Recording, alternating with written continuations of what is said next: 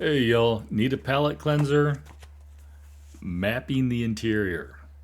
Look at that baby. That is less than 100 pages. Uh, wasn't sure what I was getting into this one. I have not read Stephen Graham Jones yet. I know, I should have. And most of you are probably going to tell me this probably shouldn't have been my first one. Not because the book's bad, let me get to that, but because, and I have the chainsaw, hard as a chainsaw one up here somewhere. Uh, let's face it, the trilogy is probably his best known work.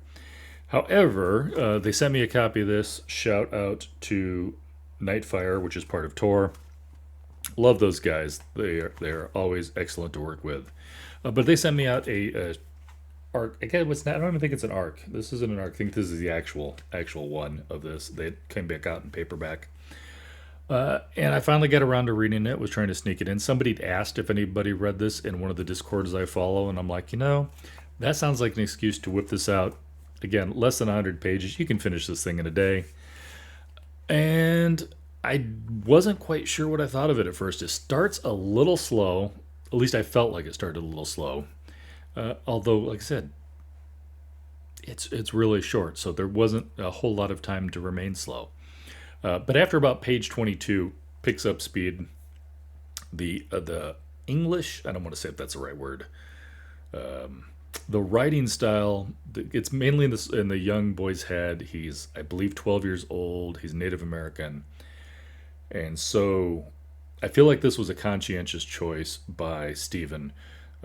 It's kind of got a weird rhythm to it, but then again, I don't think it. I think it's designed specifically because this is a young man,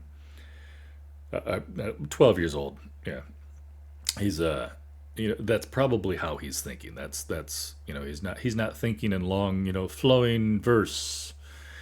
Let's face it, most of us don't, but that's what we expect in our books. So I really feel like it's done to get into his persona. And by the time the book ends, I've completely spaced that off. I don't know if it gets better or if I just quit noticing it and I've gotten into it. But yeah, it's SGJ. It is a little bit of a horror book. It's definitely got some interesting pieces to it there. And I actually fell in love with it by the end. I gave it 4 stars, and I really probably only took away that fifth star because, like I said, it had that little bit of a. It took me a moment to get into it, but after page 22, I just finished the rest of it in one sitting because I couldn't wait. Oh, that was the other thing that threw me off a little bit. There isn't chapters as such. However, don't worry, you don't have to read all 95 pages looking for a break. It does have little breaks in there. They're just not.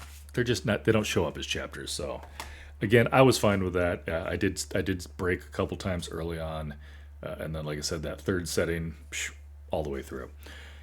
I actually kind of really liked the ending too. The ending was kind of cool. It's barely open to interpretation, but yeah, it's.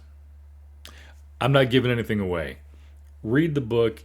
If you like a little creepy, if you like a little horror, if you like a little bit of that Native American mythology almost type vibe, and if you're looking for a quick little palate cleanser to put in between a couple of your hefty epic fantasy chonkers, this one is it.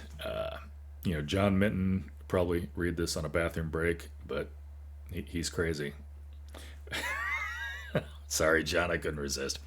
All right, definitely pick this up. Totally worth it, and it's done nothing but make me want to read Stephen Graham Jones even more.